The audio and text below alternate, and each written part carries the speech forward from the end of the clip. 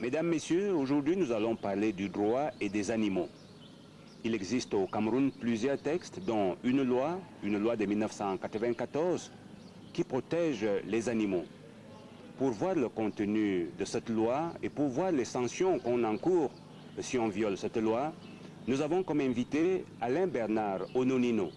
Il est le chef de la cellule juridique de l'ONG LAGA, The Last Great Ape Cameroon, une ONG qui œuvre en faveur de la protection des animaux.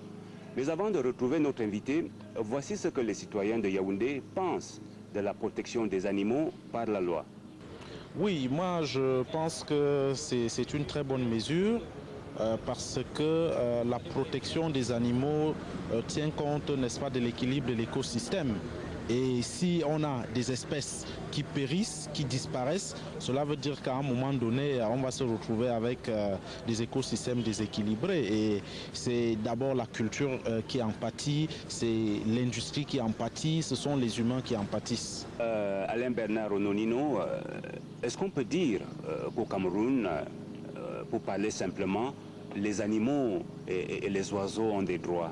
Oui, il existe un ensemble de textes qui protègent les animaux, au centre duquel se trouve la loi numéro 94, 01 du 20 janvier 1994, portant régime des forêts, de la faune et de la pêche, et un décret d'application qui est le décret du 20 juillet 1995 sur le régime de la faune.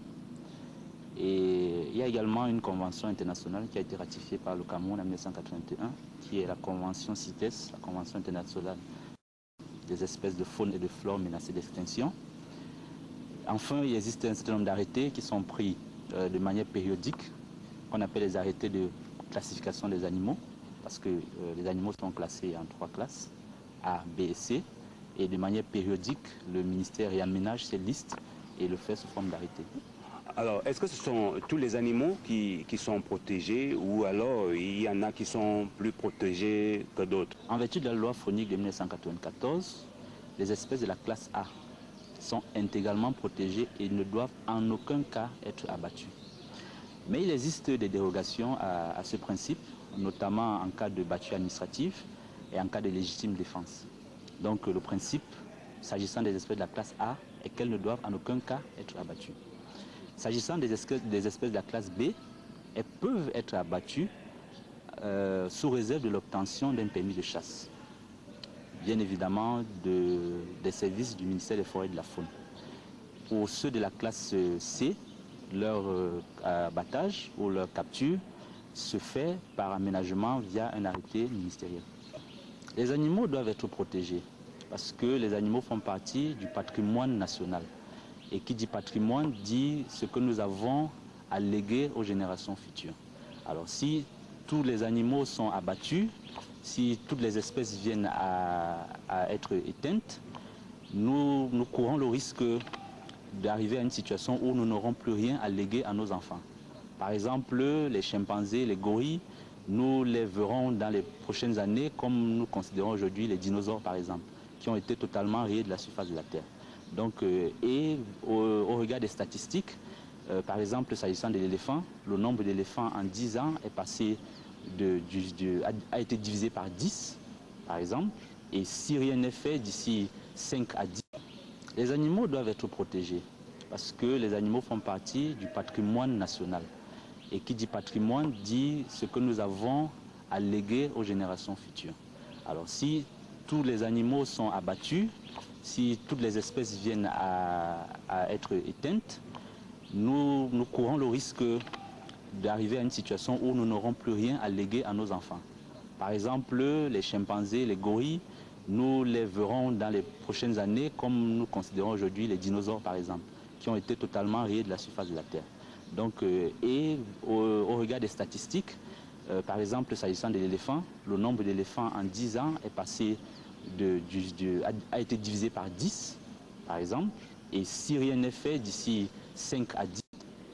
Alors vous êtes d'une ONG qui œuvre en faveur de la protection des animaux et beaucoup de gens aujourd'hui sont en prison du fait de l'action de votre ONG.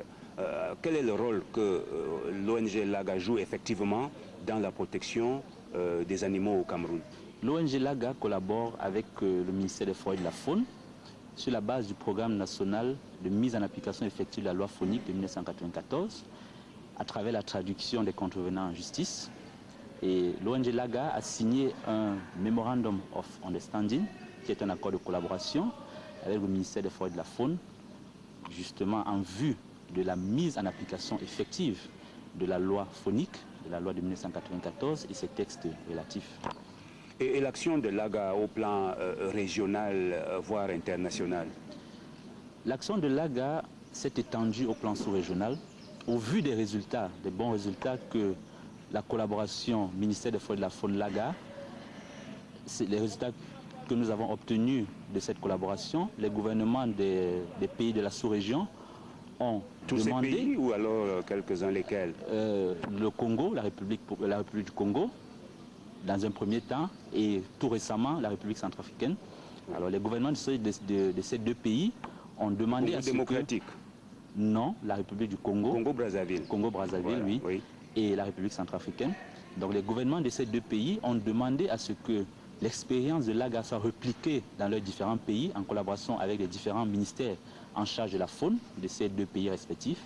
Et cette collaboration, ce partenariat apporte déjà ses fruits au Congo et apporter ses fruits au Congo et commence à apporter des résultats également en République centrafricaine.